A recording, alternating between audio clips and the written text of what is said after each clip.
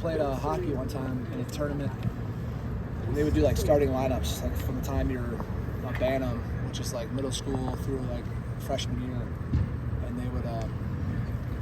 It'd be funny whenever you go to a tournament like out of Minneapolis and you went and played somewhere. They would. I remember one announcer was like, James. He's just like a L. James. I was like, all right, you can deal with that. Yeah, that's me. Yeah, but I say, like, I mean, my 4-year-old can spell it, so it's fine. It can't be that hard. It's not that bad. It's not that hard. Yeah. I asked you about Sonny. Obviously, last year this time he was transitioned from safety. Now he's the leader of the front seven. How is he kind of taken to that role, leader of linebackers, and then really leader of the defense? I think it's just the way Sonny goes about it. He's the ultimate pro. He's been that way. You know, obviously his dad and mom have done a great job in kind of raising him and Lorenzo and kind of how they go about their business. Very intentional. I've been secretly pounding the table for Sonny Styles to play linebacker for really, probably since I got here. You just saw that frame and you knew, like, just let the kid eat a cheeseburger and he'll get to the right weight. And, like, from day one that we said we're making the switch, man, he just wanted to work on his feet and work and work and work. And he's the same way. I mean, you said the leader of the front seven. I think he's the leader of the entire team, and handled himself really well through the entire winter, workout period and all that. And, I mean, Cody set such a good example. Tommy set a great example the year before, right? Like, everyone leads in their own way. Like, Cody didn't lead like Tommy, and Sonny won't lead like either of them.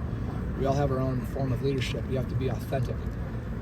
But when you're a leader, like, that's hard because, like, everyone's looking at you to, like, step out of line, right? So Sonny's done a great job taking that over. Does that have to come with the territory as linebacker? Because we talk about a lot of quarterback. Yeah. Given the lineage of captains that have been at that position, is that like a prerequisite to play that position? Has to be. Like, if you're getting recruited here as a linebacker, you better be the captain of your team. You just have to be. You're talking in front of the huddle every single play. So if the quarterback's making checks, you're making checks. So you're the most vocal guy naturally at it. Doesn't mean you have to be a rah-rah guy. I remember playing with AJ Hawk. Like, AJ wasn't the most vocal guy. When he did talk, you listened because of the way AJ worked. And you're like, for one, he's going to be where he's supposed to be. And he's going to mess somebody up when he gets to the point of attack. And he's going to do what he says he's going to do. And AJ's right more often than not. So he'd be the guy speaking in front of the huddle. Schlags was the leader. Why? Same reasons, right? So I think you have to be. If any great defense has to have dudes at linebacker. I know I'm biased, but that's just the reality of it. How much have you seen yourself grow throughout these couple of years here taking over this role? Probably just a lot more organized. You know, you get better as a teacher. I think you have to start with like a foundation. I think when I first got into coaching, I didn't realize how little, like when I was at Notre Dame, I didn't realize how little college kids actually knew about just what I would consider just obvious football.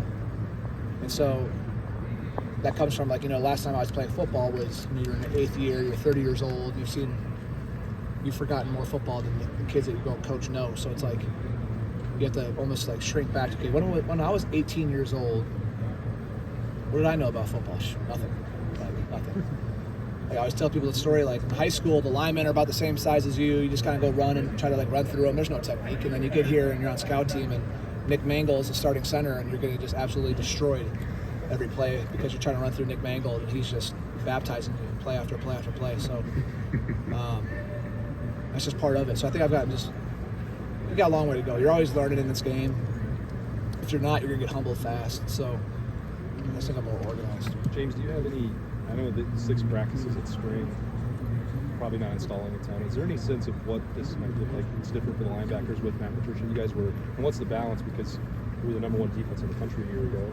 Yeah, no doubt. I think there's, I think whenever you bring somebody from the outside in, there's just an awesome, like, collaboration of ideas, you know? And I think what Coach Patricia's done really well is when you study what Matt's done everywhere he's been, like, he takes, okay, how many guys do we have that we can count on? You know what I mean? And then what are we going to do with those guys? And so we have a system in place, you know, when he got here, of that things we did really well. things that he really likes, and then how do you just add to it? And if you need to subtract somewhere, you subtract. And so we've gotten through a lot of the terminology stuff, you know, what some people might call one color, some people call something else. Like you get through some of that stuff, that's easy. I mean, within my career of football, like you can just call it personnel group 11. I've called it gray. I've called it zebra. I've called it orange. Like it's all just 11 personnel, one tight end, one back, 3 receivers. But like every system has something different. You know what I mean? So you're just like you're learning a new language. But our guys are so smart. They're pros, and so we're doing a little bit of mixture of what we know. And you know, Matt's definitely brought some cool ideas. He's talked twice since he's got here, and he's brought up Arvell both times with just sort of the watching him move and all those sorts of things. What is in store for Arvell here? Arvell is so talented, like so talented. Very rarely do you find somebody. I mean, grateful here at Ohio State to have a guy that looks like Sonny and Arvell, and right, like the length and his ability to move around and position flex just makes him all the more valuable. And so I think what we're doing is we're realizing everything that Arvell Reese can do, and it's a lot.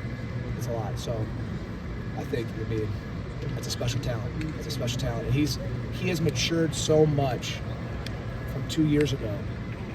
And what I always appreciate, and I mean this, and what I appreciate about Arvell Reese is that he like has the inability, like he'll joke around, but like when you ask him a question, he will tell you like the honest to God's truth. And he don't care how bad, like, silly it makes him seem.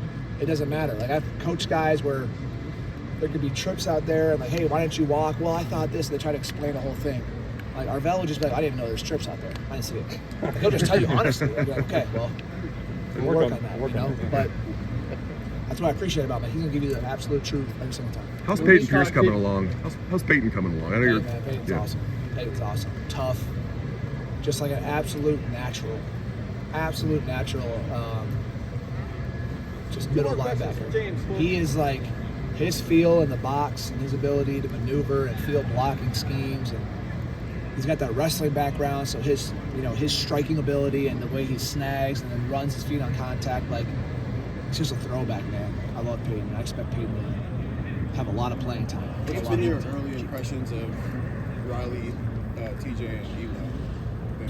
One thing, anytime you have the freshmen on the field, like you're excited to kind of like, you get these lumps of clay that you're excited to try to form a little bit, The most important thing with young players is that you're learning a lot. So you're, taking all these notes, and the more, when you're on the field and you're young, a lot of times what happens is you're trying to remember, like, hey, what do I have in this defense? How am I supposed to do it? What's coach want me to do? And then it's set hut and somebody moves, and then like, naturally when that happens, you kind of like freeze. You know what I mean? Like, oh my God, they've gotten through some of that, which is good, and now we're starting to like, you can see when we had an inside drill the other day where Eli had a really natural feel, was physical at the point of attack. TJ Alford dropped 2 picks today. I was giving him a hard time for it, and so, which that's not like we don't give them PBUs, we call them MOBPs. It's a missed opportunity for a big play. It's actually a minus. I don't care if the stats give you a PBU or not. Like that's a minus. Like we expect you to catch that ball. But they're good plays. And then Riley Pettyjohn, he's got a great feel. The burst is there, so they're all flashing. They're all flashing. And again, like I love their attitudes, their demeanors. And then when you have leaders like Sonny and Arvell's doing it in his own way, and Peyton and Stove, like those guys are all like the brotherhood in that room, like we call it the backerhood. The backerhood in that linebacker room is special, and it's been there for forever. Where have you seen the most growth from Garrett from 1 year to year 2? I just think Garrett's getting comfortable with like the weight he's carrying. He was on the ground a lot last year, you know what I mean? Like being a former safety, the backer, like working in the box, contact, getting off blocks, all that. Like there's a little bit of like, there's a little savviness to it. We all knew, everyone knows he can just go straight line. The guy runs like 23 miles per hour, he can roll. So I think just he's got a way more natural feel this year.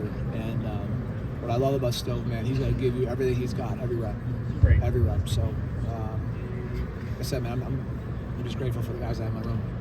James, thank you very much. Good? Thanks, James.